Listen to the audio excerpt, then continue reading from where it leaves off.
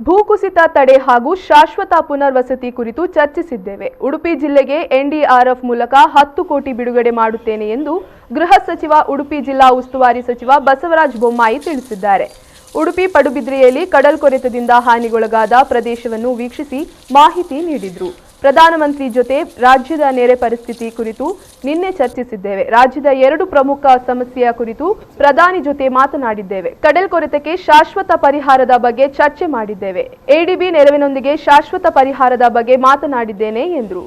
NDRF ಕೇಂದ್ರ ತಂಡಗಳಿದೆ. ಆಮೇಲೆ ರಾಜ್ಯದಲ್ಲಿ ಅಗ್ನಿಶಾಮಕ ದಳದ ಕೆಳಗಡೆ ಎಸ್ಡಿಆರ್ಎಫ್ ಅನ್ನು ರಚನೆ ಮಾಡಿದ್ದೇವೆ. ಈಗಾಗಲೇ 4 ತಂಡಗಳನ್ನು ನಾವು ನಿಯೋಗಿಸಿದ್ದೇವೆ. ಒಂದು ಮಂಗಳೂರು, ಇನ್ನೊಂದು ಬೆಳಗಾಂ ಮತ್ತು ಗುಲ್ಬರ್ಗ ಮತ್ತು ಬೆಂಗಳೂರು ಈಗಾಗಲೇ ಕಾರ್ಯೋನ್ಮುಖ ಆಗಿದ್ದಾರೆ.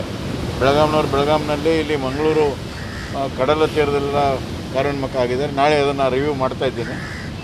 ಅದರ ಜೊತೆಗೆ 15 ಫೈರ್ ಫೋರ್ಸ್ ಯೂನಿಟ್ಗಳನ್ನು 15 ಜಿಲ್ಲೆಗಳಲ್ಲಿ ನಾವು ಜಿಲ್ಲಾ ಆಡಳಿತಕ್ಕೆ ಸಹಕಾರ ಆಗಲು ಮತ್ತು ಸನ್ನದ್ಧರಾಗಲು ಕೆಲವು ಇಕ್ವಿಪ್ಮೆಂಟ್ ತೆಗೆದುಕೊಂಡು ಮಾಡೋ ಸಲುವಾಗಿ ಅದೇ ಆ ವ್ಯವಸ್ಥೆಗಳನ್ನು 15 ತಂಡಗಳನ್ನು ಮಾಡಿದ್ದೇವೆ. ಇದು ಒಂದು ಭಾಳ ನಮಗೆ ಸವಾಲಿನ ಒಂದು ಪರಿಸ್ಥಿತಿ ಇದೆ. ಒಂದು ಕಡೆ ಕರೋನಾ, ಇನ್ನೊಂದು ಕಡೆ ಫ್ಲಡ್ಡು.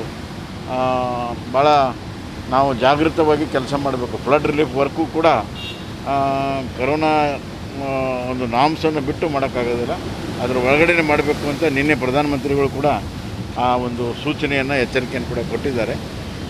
ನಮ್ಮ ಜಿಲ್ಲಾ ಆಡಳಿತ ಇಷ್ಟು ದೊಡ್ಡ ಸಂಖ್ಯೆಯಲ್ಲಿ ಆದರೂ ಕೂಡ ಬೇಗ ಗುಣಮುಖ ಆಗೋದಕ್ಕೆ ಎಲ್ಲ ಕ್ರಮಗಳನ್ನು ತೆಗೆದುಕೊಂಡಿದ್ದೇವೆ.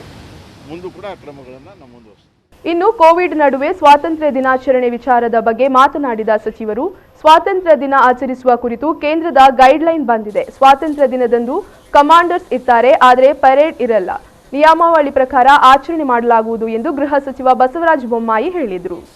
ಕೇಂದ್ರ ಸರ್ಕಾರ ಗೈಡ್ಲೈನ್ಸನ್ನು ಕೊಟ್ಟಿದೆ.